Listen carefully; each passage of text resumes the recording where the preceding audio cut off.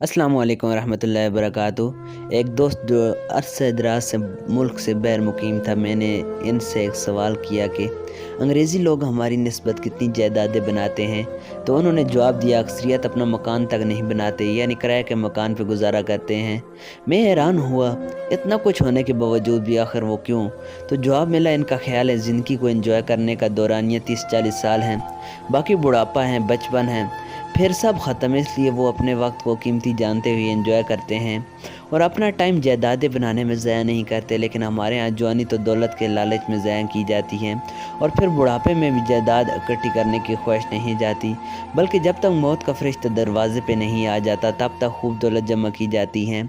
दौलत भी वो जो हम कितने गरीबों मिस्किनों का हक दबा कर, और वो भी अपने लिए नहीं, अपने बच्चों के लिए, पोतों पड़पोतों और पड़पोतों के बाद आने वाली नस्लों के लिए जायदाद जमा करते हैं, जिन्हें हमने कभी देखना ही नहीं। इनके लिए भी दिन रात एक करके दौलत जमा की जाती है। हालांकि हमारा नज़रिया ये है, ये ज़िंदगी आर्जी है और गोरे का नज़रिया है, इस ज़िंदगी के बाद सब ख़त्म। लेकिन सोचने की बात है, हम जो भी करते हैं कभी इसके बारे में सोचते नहीं, बस नस्ल दर नस्ल करते जाते हैं।